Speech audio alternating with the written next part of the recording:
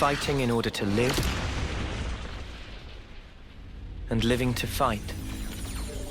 That's the way of our world. Ionios. If you're planning on spending over 100 hours in the next chapter of Monolith Soft's epic JRPG Xenoblade Chronicles 3, then you might understandably have your fingers crossed that the combat system sitting at the core of that adventure can go the distance. Having spent the past couple of weeks submerged in that incredibly complex battle system, I can confidently say that so far it has not disappointed. Reusing all the best parts of combat from previous games, Xenoblade Chronicles 3 adds layer upon layer of customizability, class options, and crazy transformation mechanics that turns two characters into a purple demon creature that rides a wicked surfboard. Although the stories, characters, and wonderfully bizarre worlds have always been the main attraction in Xenoblade, these awesome combat overhauls are a welcome change in a journey that demands so much time. What's wrong? What is it? Seen that thing before? No, how could I have?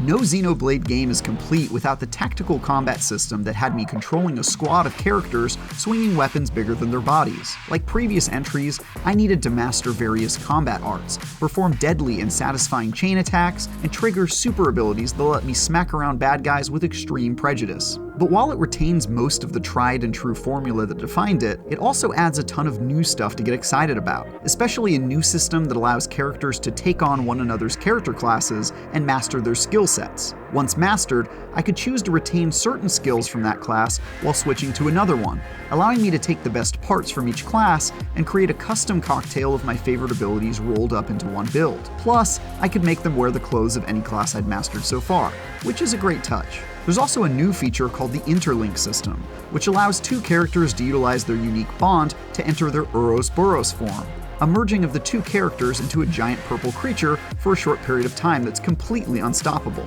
Learning the perfect time to trigger this form became vital to my success, not only because I could deal a lot of damage, but also because it doubled as an opportunity to save the two characters in question from their imminent death. Well, you sure catch on quick. Also, one of these Ouroboros monsters literally attacks with his hair, so what's not to love?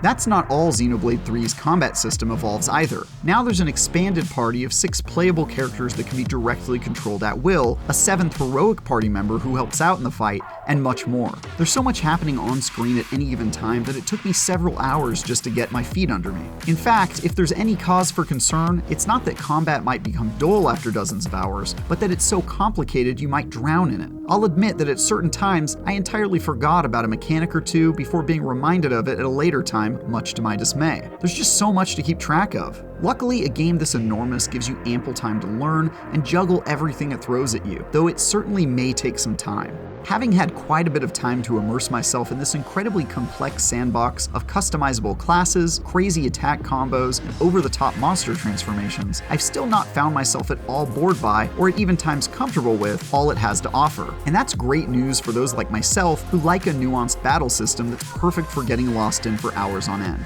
For more, check out our previews of Steel Rising and A Plague Tale Requiem, and keep an eye out soon for our full review of Xenoblade Chronicles 3. For everything else, continue adventuring with IGN.